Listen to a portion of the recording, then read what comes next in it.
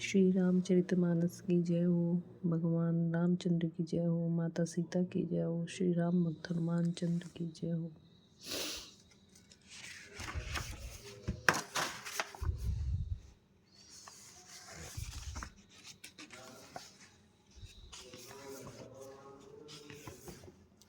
श्री गणेशाय नमः। श्री जानकी वल्लभो विजयते। श्री रामचरितमानस प्रथम सोपान बालकांड।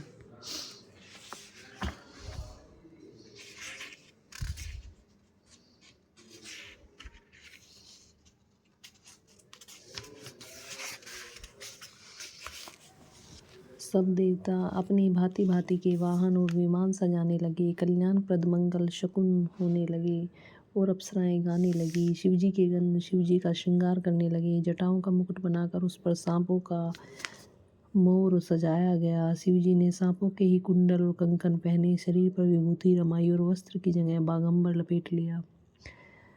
शिवजी के सुंदर मस्तक पर चंद्रमा, सिर पर गंगा जी, 3 नेत्र, सांपों का जनेऊ, गले में विष और छाती पर नरमुंडों की माला थी। इस प्रकार उनका वेश अशुभ होने पर भी वे कल्याण के धाम और कृपालु हैं।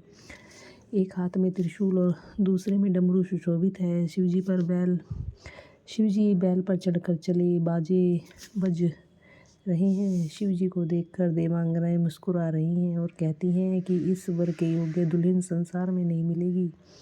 विष्णु और ब्रह्मा आदि देवताओं के समूह अपने अपने वाहनों सवारियों पर चढ़कर बारात के लिए बारात में चले। देवताओं का समाज सब प्रकार से अनुपम परम सुंदर था, पर दूल्हे के योग्य बारात न थी।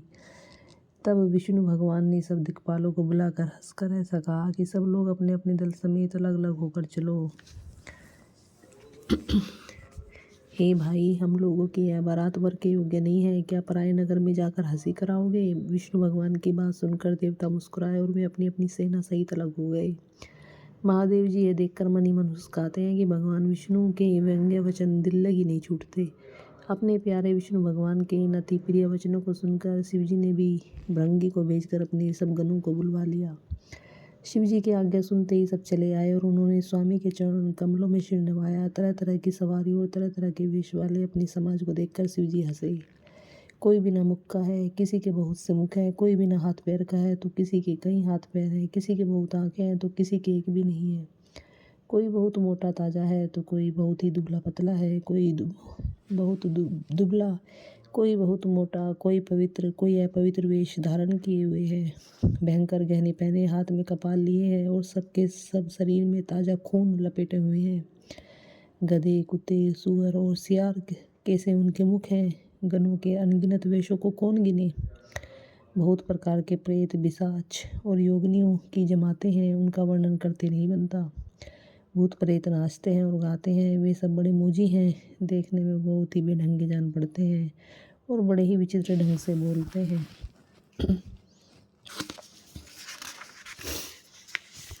जैसा दूल्हा है अब वैसी ही बारात बन गई है। मार्ग में चलते हुए भांति भांति के कौतुक तमाशे होते जाते हैं। इधर हिमाचल ने ऐसा विचित्र मंडप बनाया कि जिसका वर्णन नहीं हो सकता। जगत में जितने छोटे बड़े पर्वत थे जिनका वर्णन करके पार नहीं मिलता, तथा जितने वन, समुद्र, नदियाँ और तालाब थे, हिमाचल ने सबको न्योता भेजा। वे सब अपनी इच्छा अनुसार रूप धारण करने वाले सुंदर शरीर धारण कर सुंदरी स्त्रियों और समाजों के साथ हिमाचल के घर गए। सभी स्नेह सहित मंगल गीत गाते हैं। हिमाचल ने पहले से ही बहुत से घर सजवा रखे थे। यथा योग्य उन स्थानों में सब लोग उतर गए। नगर की सुंदर शोभा देखकर ब्रह्मा की रचना चातुरी भी तुच्छ लगती थी। नगर की शोभा देखकर ब्रह्मा की निपुणता सचमुच तुच्छ लगती है। वन, बाग, कुएं, तालाब, नदियाँ सभी सुंदर हैं, उनका वर्णन कौन कर सकता है। घर घर बहुत से मंगल सूचक तोरण और ध्वजा पताकाएं सुशोभित हो रही हैं। वहाँ के सुंदर और चतुर स्त्री पुरुषों की छवि देखकर मुनियों के भी मन मोहित हो जाते हैं। जिस नगर में स्वयं जगदम्बा ने अवतार लिया, क्या उसका वर्णन हो सकता है। वहाँ सिद्धि, रिद्धि, संपत्ति और सुख नित्य नए बढ़ते जाते हैं। बारात को नगर के निकट आई सुनकर नगर में चहल पहल मच गई, जिससे उसकी शोभा बढ़ गई। अगवानी करने वाले लोग बनाव श्रृंगार करके नाना प्रकार की सवारियों को सजाकर आदर सहित बारात को लेने चले।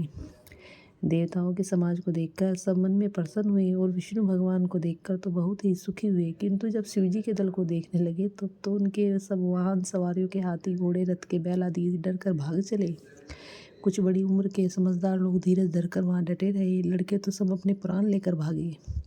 घर पहुँचने पर जब माता पिता पूछते हैं तब वे भय से कांपते हुए शरीर से ऐसा वचन कहते हैं, क्या कहीं कोई बात नहीं कही नहीं जाती? यह बारात है या यमराज की सेना? दूल्हा पागल है और बैल पर सवार है। सांप कपाल और राख ही उसके गहने हैं। दूल्हे के शरीर पर राख लगी है, सांप और कपाल के गहने हैं। वह नंगा जटाधारी और भयंकर है। उसके साथ भयानक मुख वाले प्रेत, भूत, पिशाच, योगिनी और राक्षस हैं। जो बारात को देखकर जीता बचेगा सचमुच उसके बड़े ही पुण्य हैं और वही पार्वती का विवाह देखेगा। लड़कों ने घर घर यही बात कही।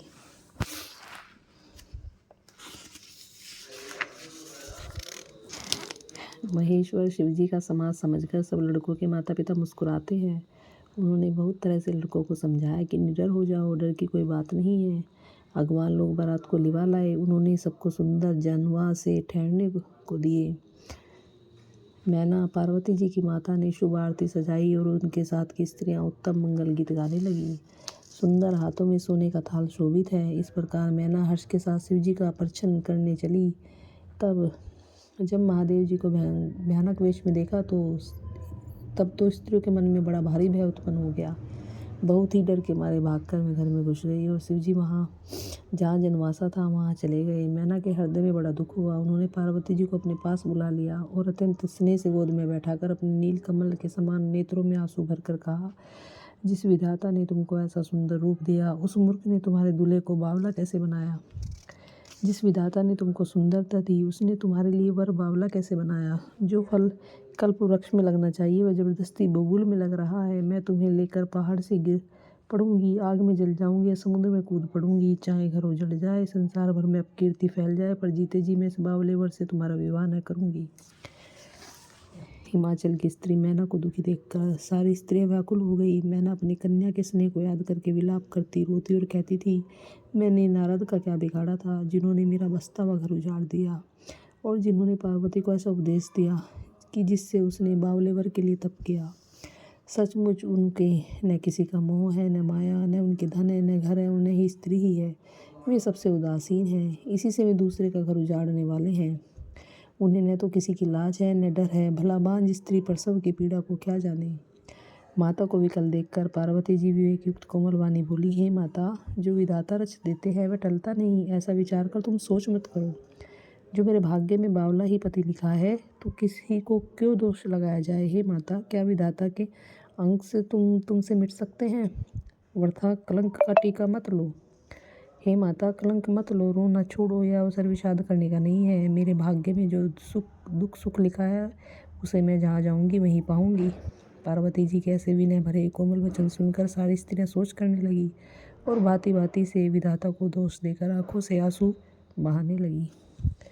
बोलो श्री रामचंद्र की जय हो, माता सीता की जय हो, श्री राम भक्त हनुमान की जय हो, श्री रामचरितमानस की जय हो, जय हो, जय हो।